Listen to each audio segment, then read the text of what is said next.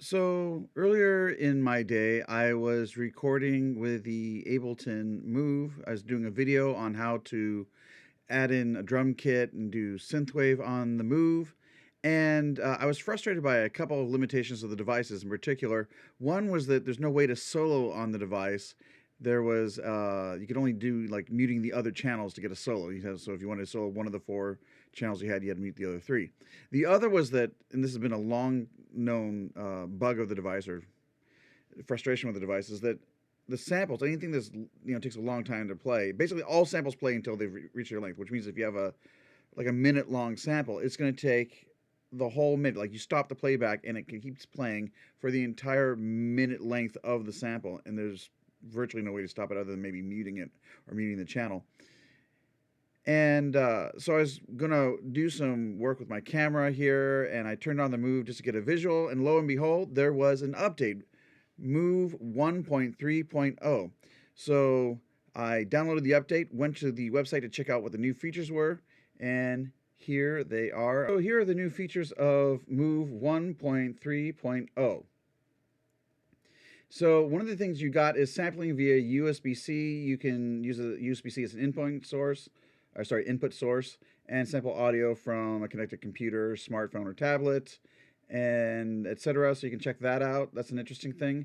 Longer entries in the browser, such as sample or preset names, now scroll on the display so the full name is visible. That's cool. When you're using it as an audio interface, it now defaults to outputting its internal microphone or line in. And it also sends polyphonic aftertouch from the pads when you're using it, when it's set to MIDI out, to let you play expressively. And there's a wider selection of presets it uses when creating a new set. Uploads to Ableton Cloud are faster. But the two that address my issue right here is you can now solo tracks by pressing and holding the shift and mute buttons simultaneously and then pressing a track button.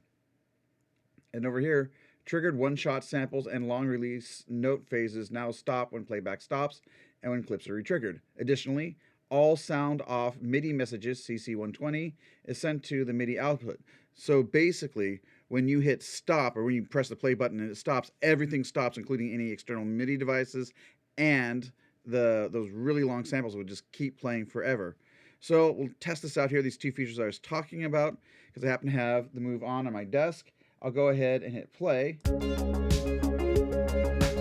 And we can hear all these tracks playing right now. But if I hit shift and mute, I can mute the bass. Sorry, not mute the bass, but solo the bass. Or the pad. Or the ARP. Or the drums. And my lead. So let's take a look at that. This is my lead right here. So I just hit play and everything stopped. My lead is it's a long sample, like about 8 bars long.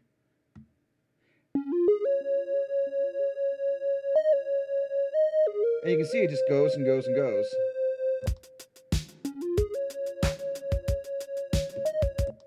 But it just stopped it. There was more to go, and yet playback stopped. Look at that right there. It stopped right there without going the full length of the sample. Thank you, Ableton. Thank you so much. So this is an awesome update. For these features alone, not to mention the other ones. I know some of you will be more excited by some of the other features. But yeah, it's available now, so download it and check it out, because it's making the Move a better device, in my opinion. All right, catch you next time. Don't forget to like and subscribe.